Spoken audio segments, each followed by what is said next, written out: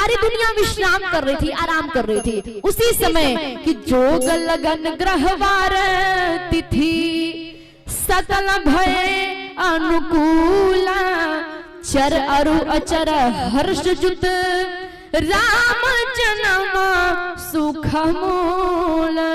बोले श्री रामचंद्र भगवान की।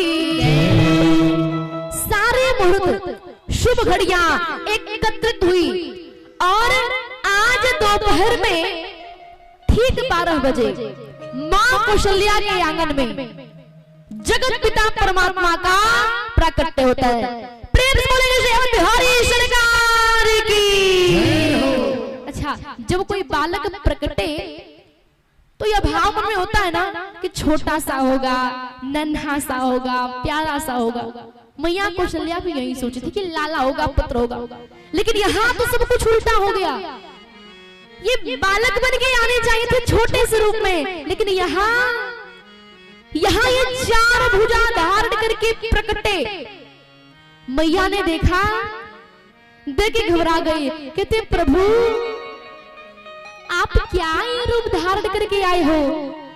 मैंने आपसे निवेदन किया था ना, आप बालक बन के आना, आप तो सबके बाप बन के आए हो।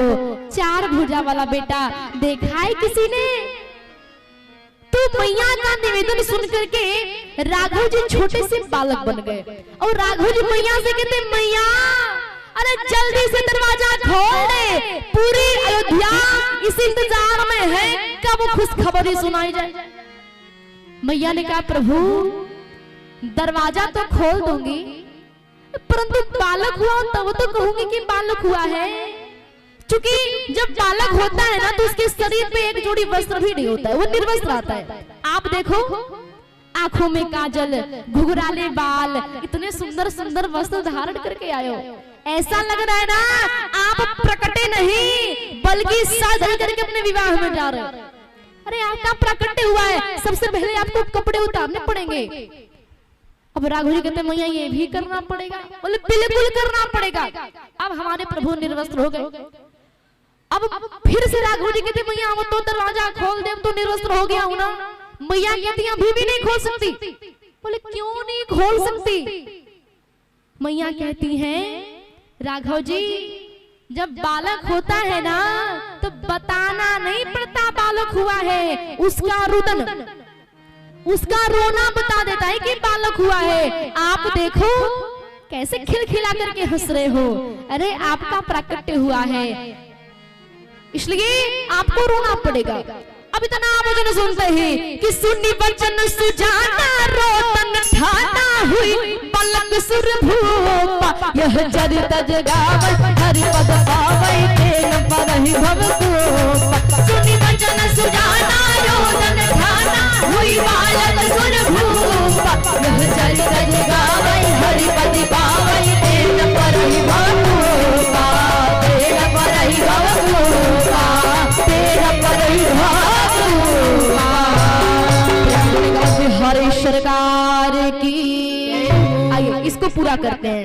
भय प्रकट कृपाला दीन दयाला कौशल्या हितकारी हर्षित महतारी मन मनहारी अद्भुत रूप विचारी।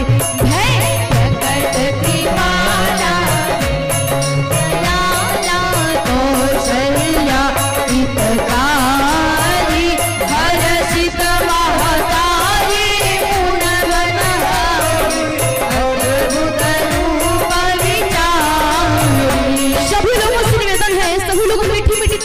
सभी लोग भगवान की स्तुति करेंगे। भय प्रकट कृपाला दीन दयाला कौशल्या हितकारी हर्षिता महतारी मन मनहारे अद्भुत रूप विचारे। प्रकट कृपाला दीन दयाला कौशल्या हितकारी हर्षित महतारी मुनि मनहारे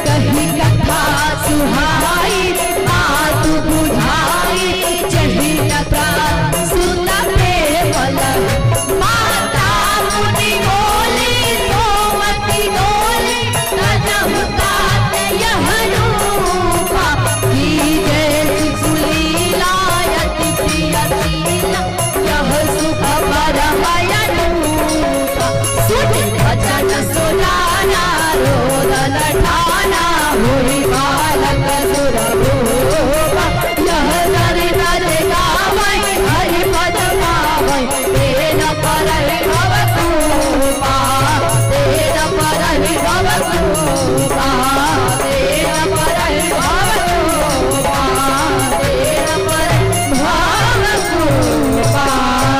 प्रेम से बोलेंगे श्री रामचंद्र भगवान की।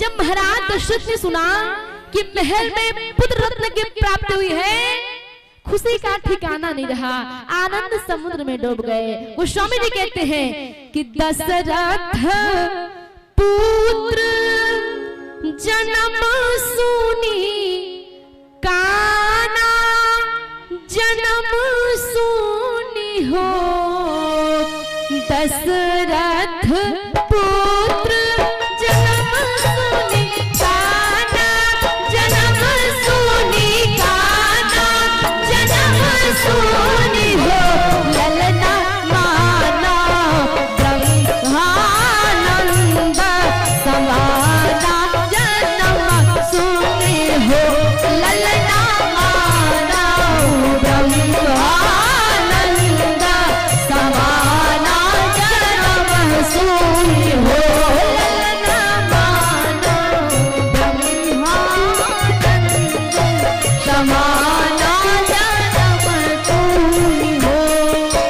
अच्छा, एक ही पुत्र का जन्म नहीं हुआ है, मैया कैकेयी ने एक और मैया सुमित्रा ने भी दो दो पुत्रों को जन्म दिया है।